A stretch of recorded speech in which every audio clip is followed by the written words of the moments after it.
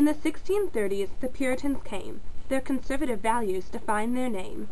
They traveled to New England to escape repression, leaving behind political, religious, and economic recession. Next, the Proclamation of 1763 set up a boundary from Appalachian to sea.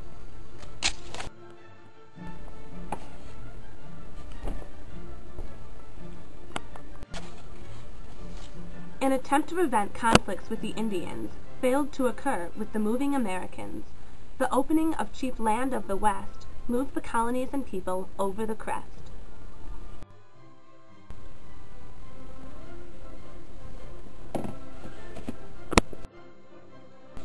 In the 19th century, the Irish fled in to escape poverty and the potato famine.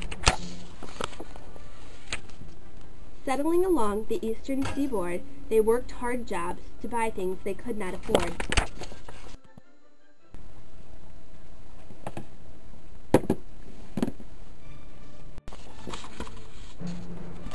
Germans grew to the second largest number. Escaping political turmoil, they could finally slumber.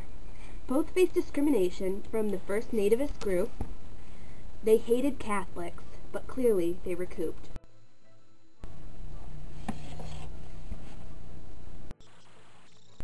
Exodusters fled to Kansas when Reconstruction was not working. The violence in the South had segregation lurking. After 1880, more immigrants came from east than from west. Few settled the South because northern cities were best.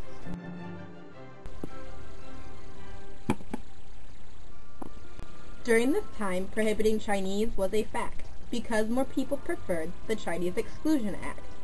New immigrants were hated by the nativist Americans due to their different languages, cultures, and religions. They worked for lower wages because they were desperate. Unfamiliar with America, they were labeled as separate.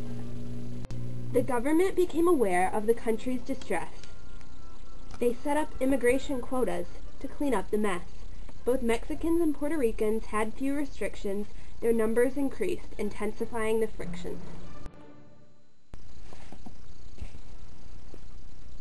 The Jim Crow laws took away blacks' rights, and during poverty and discrimination, they fought with all their might.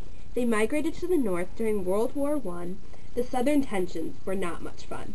This continued throughout World War II. To the north and west, the black migration flew. The war effort offered more job opportunity. In the workplace, African Americans found unity.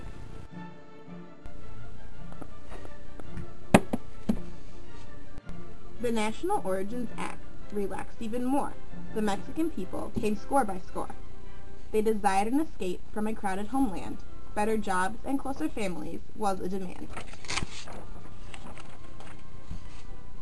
Population trends changed from cities to suburbs. Women returned home and more became mothers. The interstate highway facilitated the move. From frostbelt to sunbelt, the transition was smooth.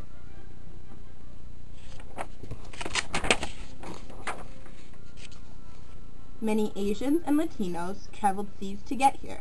The population increase was anything but mere.